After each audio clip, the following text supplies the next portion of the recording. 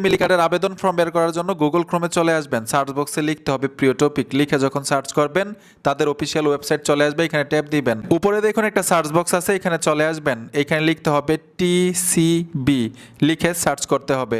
Search করার সাথে সাথেই দেখুন একটা পোস্ট চলে আসবে, এই পোস্টের উপরে টাচ করে দিবেন।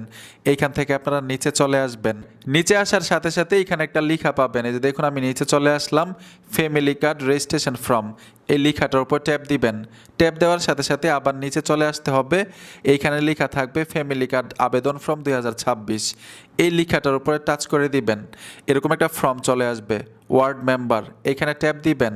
আপনার এলাকা কাউন্সিলর, চেয়ারম্যান, ওয়ার্ড মেম্বার না মেয়র, তো আমার এইখানে ওয়ার্ড মেম্বার, এইখানে ট্যাপ দিয়ে দিলাম।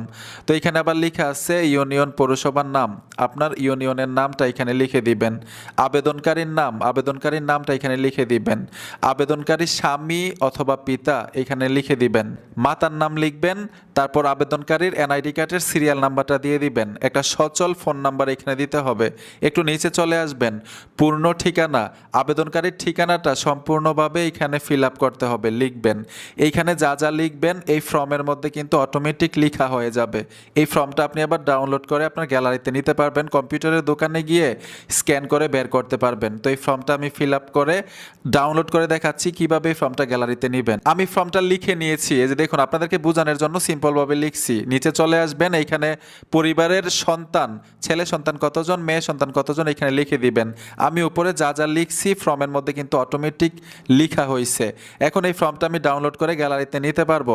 নিচে আরেকটা গুরুত্বপূর্ণ বিষয় হচ্ছে আপনি ফর্মের সাথে কি কি তথ্য জমা দিতে হবে, আরও এখানে কিন্তু স্পষ্টভাবে লেখা আছে।